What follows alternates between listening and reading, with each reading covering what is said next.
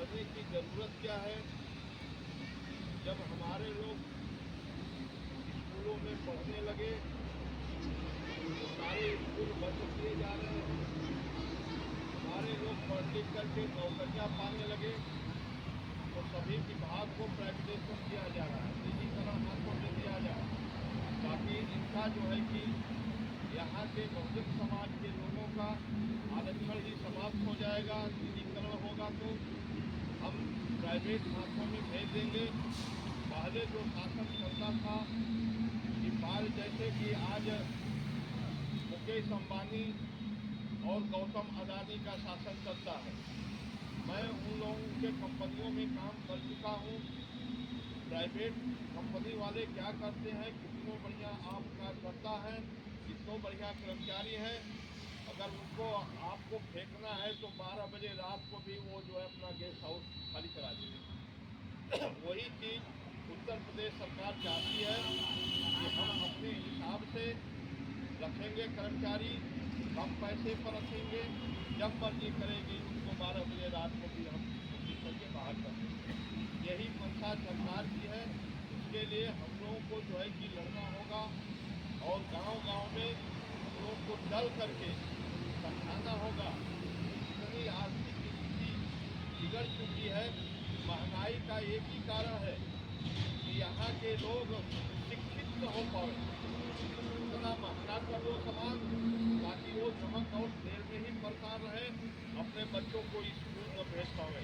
ये सरकार की मंशा है, उससे हम लोगों को लड़ना है। आज जो उस बाल समाज की लड़की के साथ दुराचार व्यवहार किए हैं, हम लोग उसकी तैयारी कर रहे हैं। आज तो धरना प्रदर्शन हुआ है, हो सकता है ऊपर से आदेश आए तो हम उस परिवार से लिए पूरे देश में आंदोलन करने का पूरी बनाया जाएगा। और रह गई बात हम लोगों की जो जनसंख्या है, जनसंख्या आपकी कम नहीं है, बस लोगों को थोड़ा संदेश दे करके उनको लाने की ज़रूरत है और उसके लिए हम लोगों को खुद मेहनत करने की ज़रूरत है। और हम लोग आपको ट्राई कर लिए हैं कि मेहनत किया जाता है तो जनसंख्या दिखाई देती है, और जनसंख्या नहीं दिखाई देती है तो इससे ये साबित हो जाता है कि हम लोग मेहनत नहीं किए। तो हर कार्यक्रम को सफल करने के लिए कभी संख्या कम हो जाती है, कभी बहुत ज़्यादा हो जाती है, लेकिन अपना कारवां रुकना नहीं चाहिए। हम 10 हों या 15 हों, जिस कार्यक्रम को लगाया जाता है उसको भली भांति हमें जा कर के उस कार्यक्रम को सफल बनाने की ज़रूरत है। और हमारा हर संभव प्रयास रहना चाहिए कि हम जो ज्ञापन देते हैं वो डीएम के पास चला जाना चाहिए, क्योंकि ये ज्ञापन जो दिया जाता है ये साधारण बात नहीं है। और जो भी कर्मचारी, प्रशासनिक कर्मचारी हो, शासनिक कर्मचारी हो, वो जब हमारा ज्ञापन लेता है तो सीधा जो है राज्यपाल को या जिसके नाम से दिया जाता है वहाँ पर ये लेटर पहुँचता तो ये आपका रिकॉर्ड बन रहा है। आप ये न सोचें कि हम लोग एक कागज़ का टुकड़ा लिखा पढ़ा दे देते हैं तो ये बस ऐसे हो जाता है, ऐसा बात नहीं।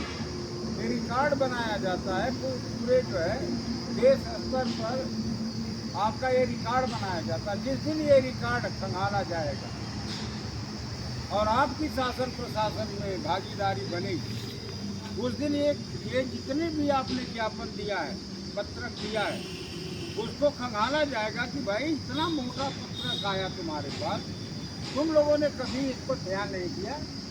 तो कौन नहीं ध्यान दिया? तो जब ये पता लगेगा कि मोदी और योगी ने ध्यान नहीं दिया, अगर वो जिंदा रहेगा तो हमारा शासन आएगा तो उसे निश्चित रूप से, जैसे साहब बोलते हैं कि चौराहे पर बुला के पिछवाड़े पर लात मारेंगे, उसी तरह से हम लोग भी जब पावर में आएंगे तो इन लोगों के साथ वही व्यवहार करेंगे। और जो हमारी सुनवाई नहीं हुई है निश्चित रूप से इनको भी हम शासन प्रशासन में आने के बाद अगर ये जिंदा रहेंगे 80 साल का बूढ़ा हो जाएंगे तब भी इनको चौराहे पर बुला करके और ये पूछेंगे कि हम लोगों ने इतना प्रयास किया, आप लोगों ने नहीं सुना, तो इसमें आप दोषी करार किए जाते हैं और दोषी करार करने के बाद उनको भी हम क्या करेंगे, फांसी की सजा देंगे। अगर नहीं जिंदा रहेगा तो उसके पुतला बना करके फांसी लगाई जाएगी। ऐसा हम लोग करेंगे और आने वाला समय आपका निश्चित रूप से आने वाला समय बहुत ही जल्दी इसको हम लोग कवर करेंगे। और देश भर में जो राष्ट्र भर में ये कार्यक्रम हो रहा है, साथियों कम और ज़्यादा की कभी फिक्र हमें नहीं करना चाहिए। हम जितने हैं उतने ही मजबूती में हैं। हम शासन प्रशासन का बढ़िया ढंग से हम जवाब देने लायक है। और इतना ज्ञान साहब ने हम लोगों को दे दिया है कि हर अंका छाप भी पढ़े लिखे लोगों के साथ अगर बैठक कर ले तो हमको लगता है कि जो पढ़ा लिखा नहीं है इतना जानकार साहब ने बना दिया है, मानसेट ने बना दिया है, तो बहुत अच्छे अच्छे लोगों का उत्तर देने के लिए बिल्कुल तटस्थ है और मजबूती के साथ उत्तर देने लायक है। मैं भी आज के समय में इतना ही बात कह करके अपनी बात को समाप्त करता हूँ। और ज्ञापन देने के लिए चलना है तो हम ज्ञापन देने के लिए चलेंगे और ज्ञापन दे करके अपने अपने गंतव्य स्थान पर पहुँचने का काम करेंगे। एक बात, दूसरी बात एक और है, 1 जुलाई को तो सभी लोगों को पता दिया गया है, लेकिन हम लोग 1 जुलाई से पहले हैंडबिल जितना जल्दी हमको मुहैया कराई जाएगी उस हैंडबिल को लेकर के गांव के आसपास और दूर दूर तक हम जा करके सबको बुलाने का मेहनत करेंगे और जाएंगे, घर घर जा करके बुलाएंगे। और 1 जुलाई बहुत काफ़ी जो है बड़े पैमाने पर होना चाहिए, क्योंकि धरना प्रदर्शन है, आज ज्ञापन देना दे देंगे, लेकिन 1 जुलाई को और 1 जुलाई को भी ये विषय लगा हुआ है। आने वाले हर कार्यक्रम में ये विषय आपका चलता रहेगा।